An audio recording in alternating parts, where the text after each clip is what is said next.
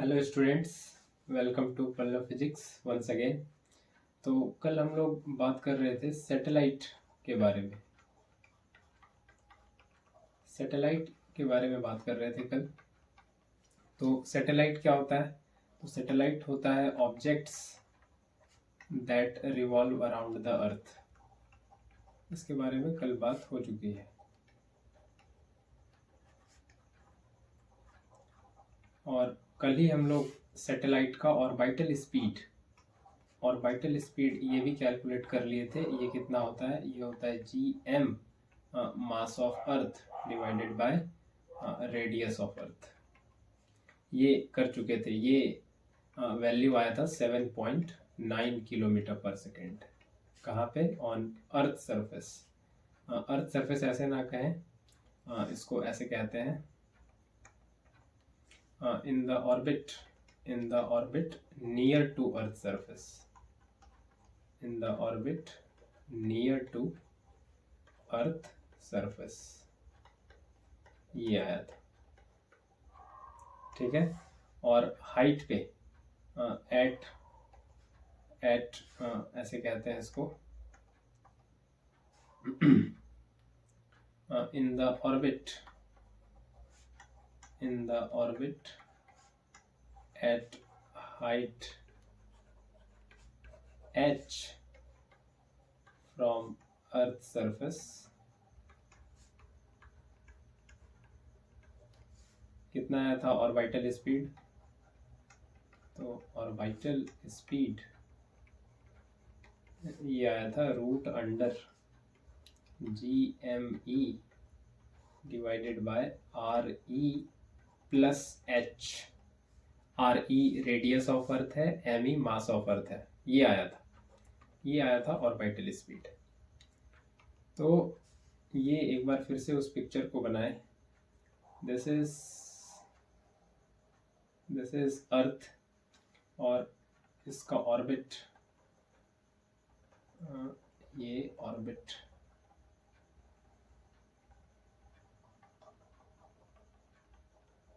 This is orbit. इसको क्या देते हैं कि ये ऑर्बिट है जिसमें सैटेलाइट मूव कर रहा है। तो ये अर्थ का सेंटर और ये रेडियस अर्थ का, और ये जितने एल्टीट्यूड पे सैटेलाइट मूव कर रहा है उस ऑर्बिट का एल्टीट्यूड, दिस इज सैटेलाइट। तो ये यहाँ से कितना h हाइट पे है। तो ये पूरा जिस ऑर्बिट में सैटेलाइट है वो कितना हो जाएगा? वो डिस्टेंस हो जाएगा RE प्लस H। और सैटेलाइट कुछ v स्पीड, जिसको ऑर्बिटल स्पीड कह रहे हैं, उससे मूव कर रहा है सैटेलाइट। ठीक है। तो आज हम लोग क्या कैलकुलेट करने वाले हैं इस वीडियो में? इस वीडियो में हमारा फोकस रहेगा सैटेलाइट का टाइम पीरियड कैलकुलेट करना है। क्या कैलकुलेट करना है? सैटेलाइट का टाइम पीरियड। क्या होता है टाइम पीरियड? तो टाइम पीरियड होता है time taken by satellite to complete one revolution around the earth।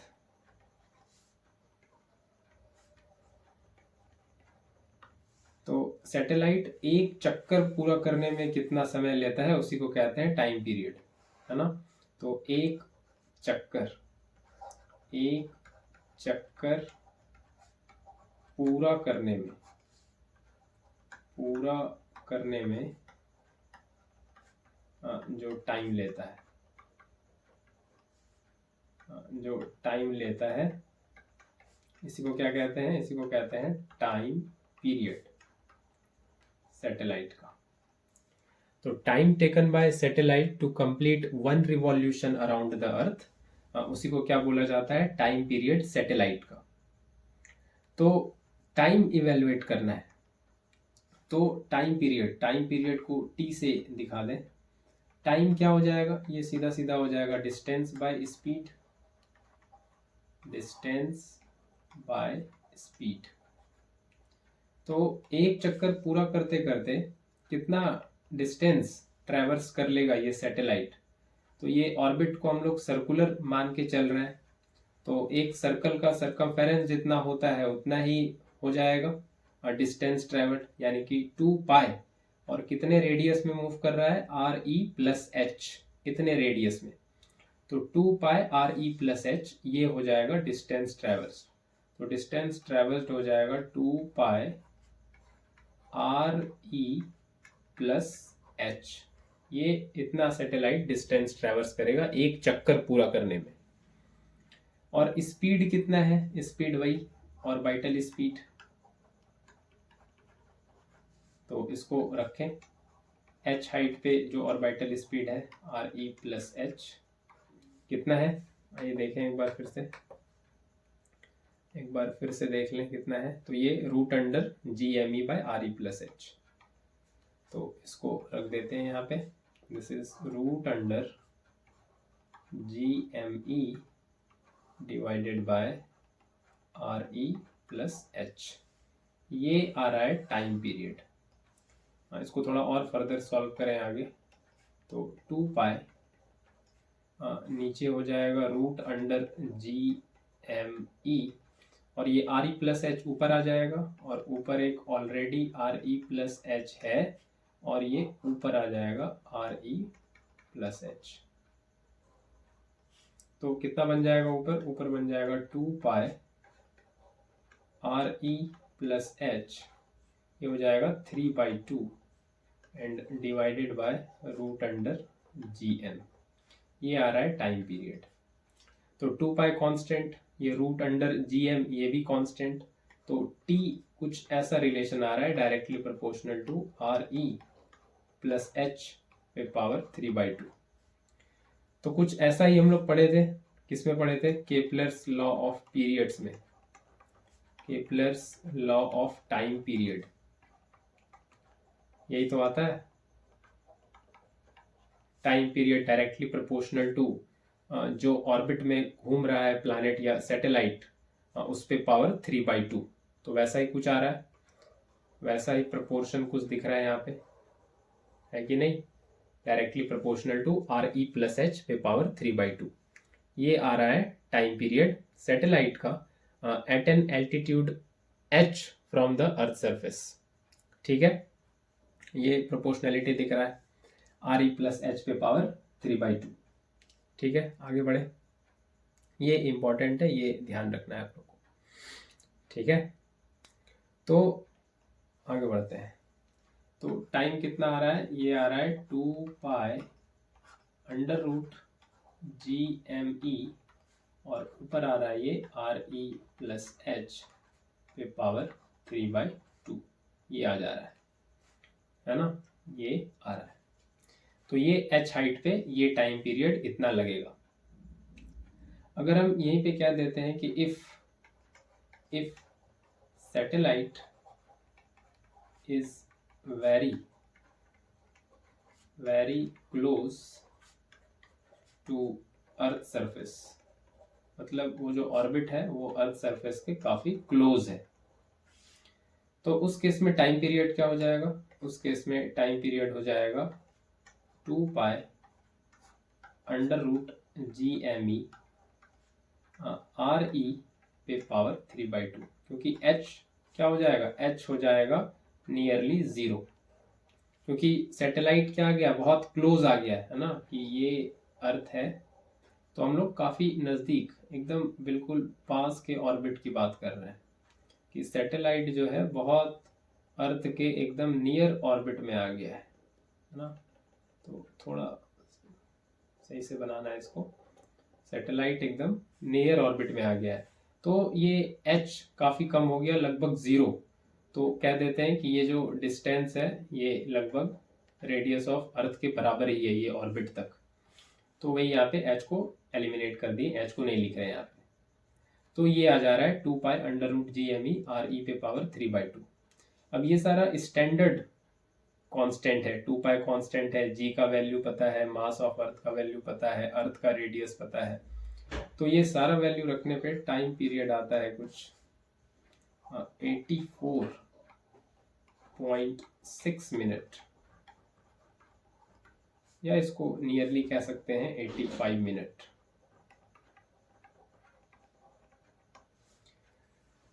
ठीक है, ये नियरली वैल्यू कितना आ जाता है 84.6 या 85 मिनट, ये नियरली आ जाता है ना, ये वैल्यू इतना आ जाता है। ठीक है, तो ये वैल्यू 85 मिनट आता है। आगे बढ़ते हैं। अब ये जो वैल्यू यहाँ पे है time period 2 pi under root GME, और ये ऊपर कितना था RE पे पावर 3/2। अब एक चीज और मालूम है कि G acceleration due to gravity, ये होता है GME डिवाइडेड बाय रेडियस का स्क्वायर। तो GME का वैल्यू कितना हो जाएगा, ये हो जाएगा GRE का स्क्वायर होगा। अब इसका वैल्यू इस इक्वेशन में सब्स्टिट्यूट करते हैं, इस वाले इक्वेशन में, ये जो दिख रहा है इसमें इसको सब्स्टिट्यूट करते हैं, तो क्या आएगा, तो ये टाइम पीरियड आ जाएगा 2 पाई अंडर रूट GME का वैल्यू हो जाएगा GRE का स्क्वायर और RE पे पावर 3/2। तो ये आएगा 2 पाई अंडर रूट G और RE स्क्वायर से बाहर आ जाएगा तो RE, और ऊपर ऑलरेडी एक है RE पे पावर 3/2। तो ये कितना हो जाएगा 2 पाई अंडर रूट G और ऊपर आ जाएगा RE पे पावर हाफ, ये आ जाएगा। आगे बढ़े तो ये टाइम पीरियड आ रहा है 2 पाई अंडर रूट, ऊपर भी पावर हाफ नीचे भी हाफ, तो इसको लिख सकते हैं RE/G। ये आ रहा है टाइम पीरियड का ये एक और वर्जन। तो इसको ध्यान से देखिए तो वैसा कुछ लग रहा है time period of simple pendulum जैसा। सिंपल पेंडुलम का भी क्या होता है, सिंपल पेंडुलम का टाइम पीरियड वैसा ही कुछ दिख रहा है 2 पाई अंडर रूट L/G। तो सेम ही लगभग दिख रहा है, बस रेडियस ऑफ अर्थ की जगह ये length of, effective length of simple pendulum है। तो वहाँ पे जो लेंथ ऑफ पेंडुलम है वही रेडियस का काम करता है पेंडुलम के केस में, और यहाँ पे जो अर्थ का रेडियस है वही यहाँ पे है, तो बिल्कुल कुछ वैसा ही दिख रहा है। तो ये सारा वर्जन टाइम पीरियड का था। तो आई होप इतना समझ आया होगा। 85 मिनट लगभग लगता है। आगे तो यहाँ तक टाइम पीरियड था। आगे हम लोग बात कर लेते हैं energy of satellite, energy of satellite के बारे में। ठीक है, सैटेलाइट के एनर्जी के बारे में बात कर लेते हैं। तो फिर से एक और बना लेते हैं फिर से फिगर। दिस इज अर्थ और इसका रेडियस कुछ RE, ठीक है, और सैटेलाइट इसके नियर बाय ऑर्बिट में है ना, बहुत नियर ऑर्बिट में, जहाँ पे हम लोग RE डिस्टेंस को ही वहाँ तक लेंगे। ठीक है, इसके काफ़ी नियर ऑर्बिट में है ना, जहाँ तक हम लोग डिस्टेंस को नियरली कह सकते हैं कि वो अर्थ के रेडियस जितना ही है। ठीक है, सैटेलाइट को ये फैक्ट भी है कि ज़्यादातर सैटेलाइट को अर्थ के नियर बाय ऑर्बिट में ही रखते हैं, लोअर ऑर्बिट में रखते हैं। ठीक है, तो उस डिस्टेंस को भी नियरली रेडियस ऑफ अर्थ के बराबर ही लेंगे। तो इस ऑर्बिट में अगर कोई सैटेलाइट है और वो v वेलोसिटी से मूव कर रहा है इस ऑर्बिट में, तो सैटेलाइट का एनर्जी कितना है टोटल। तो टोटल एनर्जी किस चीज से बनता है, टोटल एनर्जी बनता है काइनेटिक एनर्जी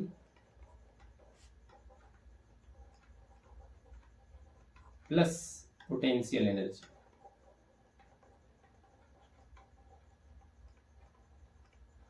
यही है total energy of the satellite. तो इस सैटेलाइट का मास कह दें कि m है, तो काइनेटिक एनर्जी क्या होगा, ये हो जाएगा हाफ mv²। और v क्या है, v है सैटेलाइट का ऑर्बिटल स्पीड, तो v स्क्वायर है, तो ये क्या हो जाएगा, ये हो जाएगा GME डिवाइडेड बाय आर ई। तो ये कितना आ जा रहा है, ये आ जा रहा है जी, इसको इधर लिखें अगले पेज पे। तो काइनेटिक एनर्जी आ रहा है G M E M divided by 2RE। यही है, एक बार फिर से देख लें, GMEM बाई 2RE, ये आ रहा है काइनेटिक एनर्जी। ठीक है, this is equation 1। Potential energy कितना होगा, तो पोटेंशियल एनर्जी होता है minus GMEM by RE, this is potential energy. तो what will be the total energy, तो ये हो जाएगा GMEM by 2RE minus GMEM by RE। तो एलसीएम लें यहाँ से 2RE, तो ये आ जाएगा GMEM और ई माइनस ये हो जाएगा 2GMEM। तो ये आ जाएगा minus GMEM divided by 2RE। तो टोटल एनर्जी जो सैटेलाइट का आ रहा है वो कितना आ रहा है, minus of GMEM by 2RE। This is total energy of revolving satellite in the orbit very close to earth surface। तो ये total energy of the satellite है, ये ध्यान रखना है आप लोग को। ठीक है, इसी को क्या करना है, इसी को ध्यान रखना है। ठीक है, इतनी बात समझ आ रही है, इतनी बात समझ आ रही है। ये क्या है, total energy of the satellite. ठीक है, ठीक। तो आगे बात कर लेते हैं कि ये जो टोटल एनर्जी ऑफ सैटेलाइट ये दिख रहा है, ये नेगेटिव क्यों है, why total energy of satellite is negative. Satellite का टोटल एनर्जी नेगेटिव क्यों आ रहा है, ये इसका क्या सिग्निफिकेंस है नेगेटिव साइन का। ये जो यहाँ पे सैटेलाइट के टोटल एनर्जी में ये जो नेगेटिव साइन आया है, इसका सिग्निफिकेंस क्या है, उस पर बात करेंगे। ठीक है, उसके सिग्निफिकेंस पे बात करेंगे। तो आंसर, तो सैटेलाइट का टोटल एनर्जी नेगेटिव यानी कि लेस देन 0, इसका मतलब है means system is bounded. System is bounded कहने का क्या मतलब है, सिस्टम इज बाउंडेड, इसका कहने का मतलब है कि सैटेलाइट कंटिन्यूअसली अर्थ के साथ बंधा हुआ है, अर्थ के ऑर्बिट में रिवॉल्व करता रहेगा।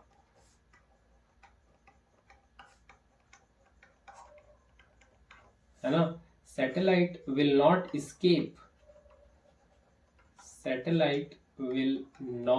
Escape the earth. Satellite earth को छोड़ के नहीं जाएगा। ये है टोटल एनर्जी नेगेटिव होने का मतलब। सिस्टम कैसा है, बाउंडेड सिस्टम है, तो सैटेलाइट अर्थ के ग्रेविटी को छोड़ेगा नहीं, ये नेगेटिव साइन होने का मतलब है। सैटेलाइट और ऑर्बिट में अपना घूमता रहेगा। ठीक है, ये मतलब है टोटल एनर्जी नेगेटिव होने का। अच्छा, आगे ये बात कर लें कि क्या हो अगर ये टोटल एनर्जी ये हो जाए 0 या पॉजिटिव। तो इस पे कल भी बात किए थे। तो टोटल एनर्जी अगर 0 हो जाए या पॉजिटिव हो जाए तो क्या हो जाएगा, तो इसका क्या कॉन्सिक्वेंस होगा, satellite will escape the earth. Satellite जिस ऑर्बिट में है उसमें नहीं रहेगा, उसको छोड़ देगा। ठीक है, और इसको कहते हैं कि ये फ्री सिस्टम हो जाएगा, आजाद पंछी की तरह। इंडिपेंडेंट, एकदम आज़ाद सिस्टम, कोई बंधन नहीं रहेगा इस पे। तो टोटल एनर्जी जीरो या पॉजिटिव हो जाएगा तो ये फ्री सिस्टम हो जाएगा, बिल्कुल कोई बाउंडेड सिस्टम फिर ये नहीं रह जाएगा। और सैटेलाइट अर्थ को स्केप कर जाएगा बिल्कुल। अब इसमें ये चीज़ समझना है कि टोटल एनर्जी अगर जीरो होगा तो सैटेलाइट जब स्केप करेगा, है ना, सैटेलाइट जब स्केप करेगा तो पाथ पाथ कैसा लेगा, पाथ लेगा पैराबोला। और टोटल एनर्जी जब पॉजिटिव होगा तो कैसा पाथ लेगा, हाइपरबोला। तो जीरो हो या पॉजिटिव हो, हर हाल में सैटेलाइट जो है अर्थ के ऑर्बिट में नहीं रह पाएगा, अर्थ के ऑर्बिट को छोड़ देगा और स्केप कर जाएगा अर्थ को। और सैटेलाइट कहाँ चले जाएगा, satellite will reach infinity, satellite will reach infinity, ये मतलब समझना है। तो टोटल एनर्जी पॉजिटिव या जीरो होने के बाद ये कहानी हो जाएगी, फ्री सिस्टम हो जाएगा बिल्कुल, और सैटेलाइट अर्थ को स्केप कर देगा। तो टोटल एनर्जी जब नेगेटिव है तो सिस्टम कैसा है, बाउंडेड, और सैटेलाइट ऑर्बिट में रिवॉल्व करता रहेगा, सैटेलाइट स्केप नहीं करेगा अर्थ को। ठीक है, ये इसका मतलब है, ये समझना है।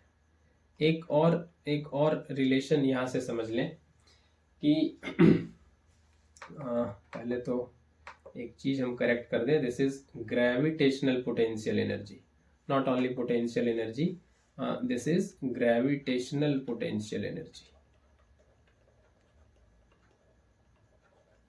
ठीक है, ये ग्रेविटेशनल पोटेंशियल एनर्जी है।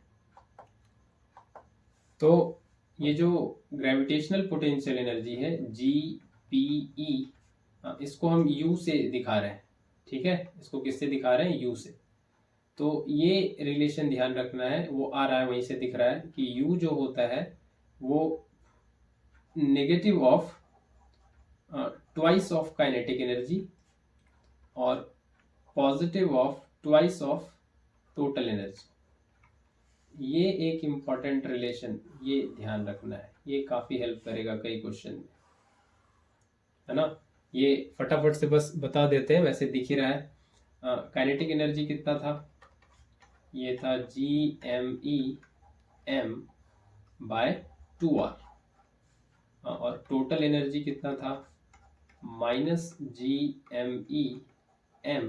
Bye 2r। सॉरी यहाँ माइनस नहीं, टोटल एनर्जी नहीं, ठीक था, माइनस माइनस माइनस, बिल्कुल माइनस, ठीक है, माइनस।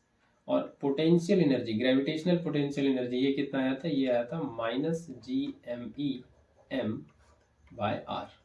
अब अपने आप यहाँ से आप समझ सकते हैं कि काइनेटिक एनर्जी में अगर 2 से, है ना, -2 से अगर मल्टीप्लाई करेंगे ये वाले एक्सप्रेशन में, इस एक्सप्रेशन में, ये काइनेटिक एनर्जी वाले एक्सप्रेशन में अगर -2 से मल्टीप्लाई कर देंगे तो पोटेंशियल एनर्जी बन जाएगा, gravitational potential energy. Total energy में अगर 2 से मल्टीप्लाई कर देंगे तो फिर से पोटेंशियल एनर्जी बन जाएगा, ग्रेविटेशनल पोटेंशियल एनर्जी। तो ये एक इम्पॉर्टेंट रिलेशन है, दिस इज इम्पॉर्टेंट रिलेशन, इसको याद रखना है।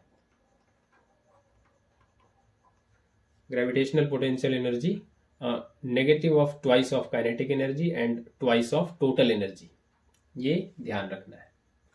आगे बढ़ते हैं, आगे एक इम्पॉर्टेंट चीज समझ लेते हैं अब, जियो स्टेशनरी सैटेलाइट। जियो स्टेशनरी सैटेलाइट, ये कैसा सैटेलाइट होता है, तो ये कैसा सैटेलाइट है, पहले इसका डेफिनेशन देख लें। तो satellite that go in a circular orbit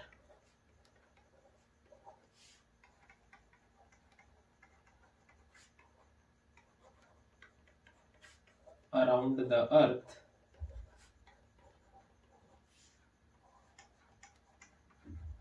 in equatorial plane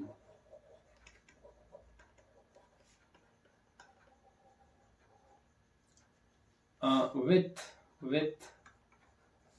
time period equals to 24 hours।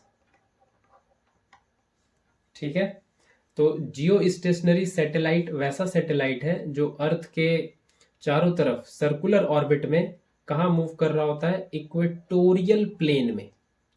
और इस सैटेलाइट का टाइम पीरियड, ये इंपॉर्टेंट पॉइंट है, जो होता है 24 आवर्स। जियो स्टेशनरी सैटेलाइट का टाइम पीरियड 24 आवर्स होता है। तो ये सैटेलाइट कहाँ मूव कर रहा होता है, पहले तो ये समझ लें।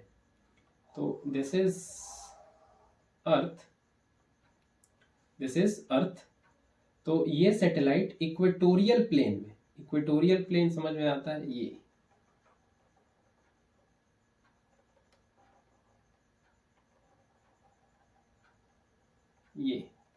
ये जो इक्वेटोरियल बेल्ट है, इसमें ये जो इक्वेटोरियल बेल्ट है, इसमें घूम रहा होता है। ये ऐसे सैटेलाइट मूव कर रहा होता है अर्थ के चारों तरफ, यूं।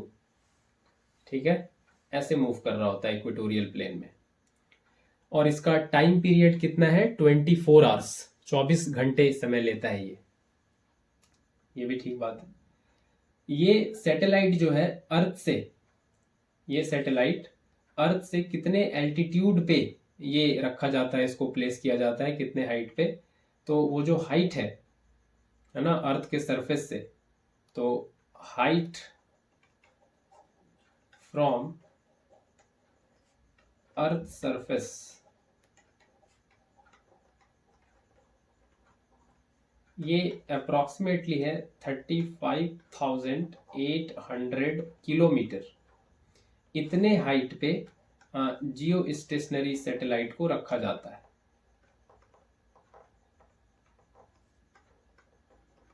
तो बेसिकली बहुत हैवी थ्रस्ट देना पड़ता है अर्थ के सरफेस से, हैवी प्रेशर, बहुत सारा मैकेनाइज्ड काम करना पड़ता है इतने हाइट तक पहुंचाने के लिए सैटेलाइट को।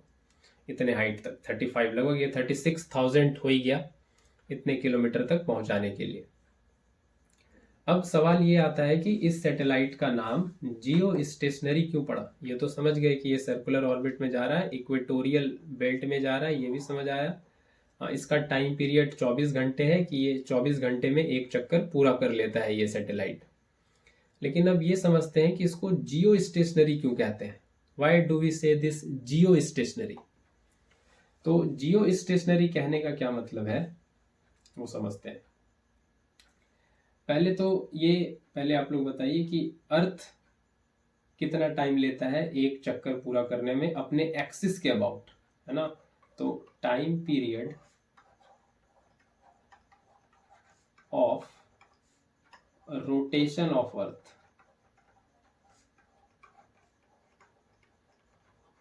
ये कितना होता है, ये भी 24 आवर्स होता है।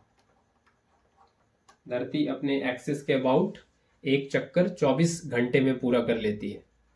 ठीक है, इसी की वजह से दिन और रात होता है, धरती के घूर्णन गति से दिन और रात होते हैं, है ना। रोटेशन ऑफ अर्थ की वजह से दिन और रात होता है। ठीक है, तो ये फिर से एक बार बनाए, दिस इज अर्थ। ठीक है, तो अप्रोक्सीमेटली कोशिश कर रहे हैं बनाने का, बात समझ में आए बस। और ये अर्थ का ऑर्बिट,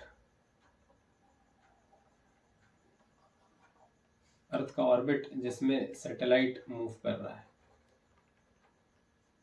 ठीक है, और ये अर्थ है, ये अर्थ का रेडियस है, वो सब ठीक है। तो ये सैटेलाइट जियो स्टेशनरी क्यों कहलाता है। ऐसा इसलिए है क्योंकि दिस सैटेलाइट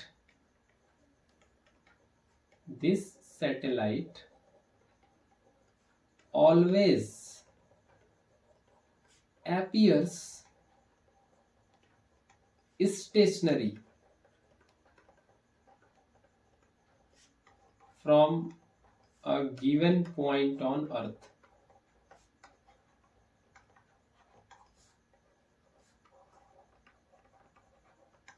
अर्थ के किसी भी पॉइंट से ये सैटेलाइट हमेशा कैसा दिखता है, रुका हुआ, स्टेशनरी। ऐसा क्यों? ऐसा इसलिए बिकॉज टाइम पीरियड दोनों का सेम है। Time period of both Earth and satellite are same, और वो कितना है?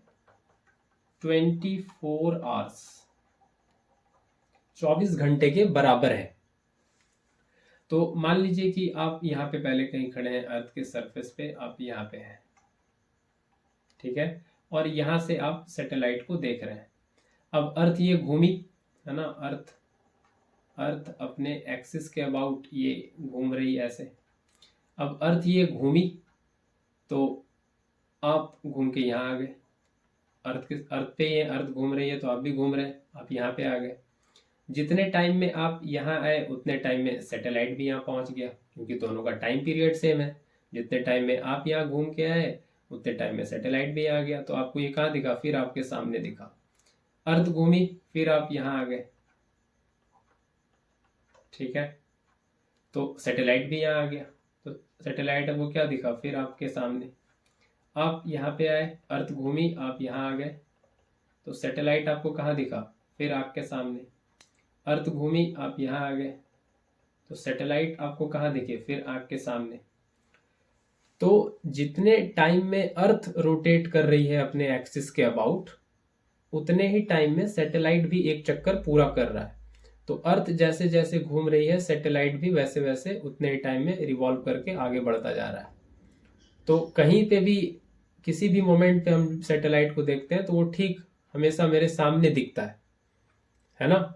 इसीलिए इसको कहा जाता है जियो स्टेशनरी, क्योंकि हमेशा रुका हुआ दिखता है, स्टेशनरी दिखता है। ये घूम रहा है, ये फैक्ट है ना, ये रुका हुआ है नहीं, लेकिन हमको हमेशा ये किसी भी अर्थ पे गिवन पॉइंट से देखते हैं तो वो रुका हुआ दिखता है, क्योंकि टाइम पीरियड सेम है। ये है इम्पॉर्टेंट, ये काउज है क्यों रुका हुआ दिखता है। आई होप इतनी बात आप लोग को समझ आई होगी। आइए एक और सैटेलाइट के बारे में बात कर लेते हैं जल्दी से। Polar satellite. पोलर सैटेलाइट ये बेसिकली लो एल्टीट्यूड सैटेलाइट है। लो एल्टीट्यूड सैटेलाइट है। ये कितने एल्टीट्यूड तक इसको रखते हैं? इसको 500 to 800 kilometre from earth surface, इसको इतने एल्टीट्यूड तक रखते हैं, है ना। तो बहुत ज़्यादा नहीं है, ये बहुत कम ही हुआ, है ना। कहाँ जियो स्टेशनरी का 36,000 था लगभग, और इसका 500-800 किलोमीटर के रेंज में ही रखते हैं इसको। तो ये लो एल्टीट्यूड सैटेलाइट ये कहलाता है, ठीक है। इसका किधर है, किधर ये रहता है, किधर ये घूमता है? तो ये अर्थ के अराउंड तो जाता है। तो polar satellite go around earth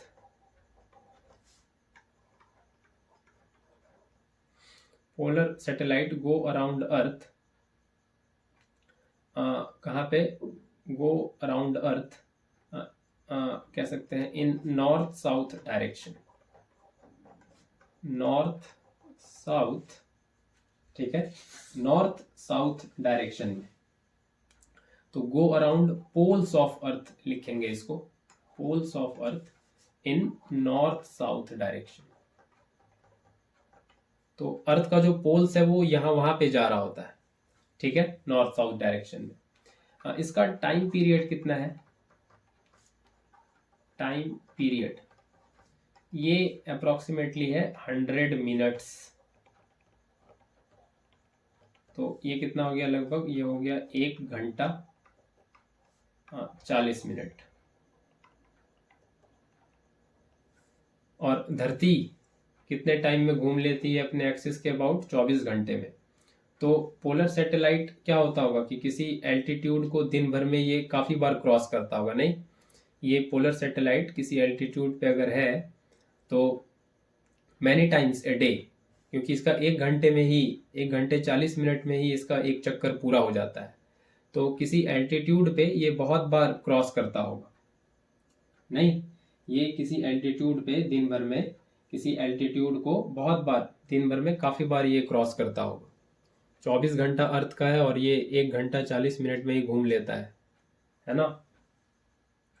तो ये कुछ इम्पोर्टेंट बात थी पोलर सैटेलाइट के बारे में, और इसमें कुछ खास नहीं है। ये अर्थ के काफ़ी क्लोज है, क्लोज डिस्टेंस पे है, अर्थ से बहुत नज़दीक है, चिपका हुआ है। तो ये क्लोज रहने की वजह से रिजोल्यूशन, है ना, इमेज रिजोल्यूशन जो देता है वो थोड़ा बेहतर देता है। ठीक है, ये वैसे उतना इम्पोर्टेंट नहीं है। ये बेसिकली इम्पोर्टेंट है कि टाइम पीरियड ध्यान रखना है, किधर मूव कर रहा होता है। ये पोल्स ऑफ अर्थ में मूव कर रहा होता है, जियो स्टेशनरी था इक्वेटोरियल प्लेन में मूव कर रहा होता है। तो ये बता दें कैसे कुछ, ये कुछ ऐसे मूव कर रहा होता है, इस तरह से। ये पोल्स ऑफ अर्थ, ठीक है। और 500 to 800 किलोमीटर अर्थ सरफेस से इसको उतनी एल्टीट्यूड पे रखा जाता है, और ये लो एल्टीट्यूड सैटेलाइट है। तो आज के लेक्चर में इतना ही, आगे मिलेंगे फिर नए लेक्चर में नए कॉन्सेप्ट के साथ। तो ये आज हम लोग एनर्जी ऑफ सैटेलाइट के बारे में बात कर रहे थे और टाइम पीरियड ऑफ सैटेलाइट के बारे में बात कर रहे थे। ठीक है, आई होप इतना समझ आया होगा। Thank you very much.